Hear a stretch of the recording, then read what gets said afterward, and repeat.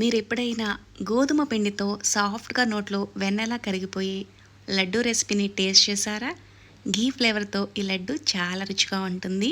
బెల్లం కాంబినేషన్లో అదిరిపోతుంది. స్వీట్ తినాలనిపిస్తే చాలు ఈ టేస్టీ స్వీట్ని చిటికలో తయారు చేసుకోవచ్చు. స్వీట్ తయారు చేసుకోవడానికి కడాయిలో కప్పు నిండుగా బెల్లాన్ని తీసుకోవాలి. ఇందులోకి ముప్పావు కప్పు నీళ్లు వేసుకుని ముందుగా బెల్లాన్ని కరిగించుకోవాలి. ఇక్కడ బెల్లం ఎలాంటి పాకం రావాల్సిన అవసరం లేదు, పూర్తిగా కరిగితే సరిపోతుంది. కరిగిన బెల్లం పాకాన్ని కాసేపు పక్కకు పెట్టుకోవాలి. ఇందులోకి అరకప్పు నెయ్యిని తీసుకోవాలి. ఎంత నెయ్యి వద్దు అనుకుంటే సగం నెయ్యి సగం నూనెను కూడా తీసుకోవచ్చు. నెయ్యి పూర్తిగా కరిగిన తర్వాత కప్పు గోధుమ పిండిని వేసుకుని సన్నటి సగి మీద దోరగా వేయించుకోవాలి. స్వీట్ టేస్ట్ అంతా గోధుమ పిండిని వేయించుకోవడం బట్టే ఉంటుంది. సన్నటి సగం మీద పెట్టుకుని వేయించుకోవాలి, అస్సలు మాడకూడదండి. ఇలా కొంచెం ముద్దలా అయినా సరే మరి కాసేపు వేయించుకుంటే ఇలా చూసారు కదా సాఫ్ట్గా అయిపోతుంది. 4 నుంచి 5 నిమిషాల వరకు పట్టిందండి గోధుమ పిండి వేగడానికి. ఇలా వేయించుకుంటే సరిపోతుంది.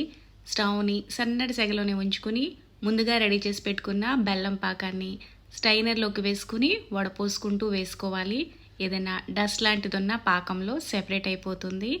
పాకం అంతా ఒక్కసారిగా వేసుకోకుండా ఇలా కొద్దిగా వేసుకుంటూ గరిటతో కలుపుకుంటూ ఉడికించుకోవాలి. మీరు ఒక్కసారిగా వేసారనుకోండి ముద్దలాగా అయిపోతుందనమాట. స్వీట్ ఇలా దగ్గరగా అయిన తర్వాత మరి కొంచెం బెల్లం పాకాన్ని వేసుకుని గరిటతో కలుపుకుంటూ ఉడికించుకోవాలి. ఇలా కొంచెం దగ్గరగా అయింది కదా, ఇలా ముద్దలా కాకుండా స్వీట్ చక్కగా రవ్వలాగా ఉంటుంది. ఇలా మరి కొంచెం దగ్గరగా అయిన తర్వాత మిగిలిన బెల్లం పాకాన్ని కూడా ఇందులోకి వేసేసుకుని ఇలా గరిటతో కలుపుకుంటూ ఉడికించుకోవాలి.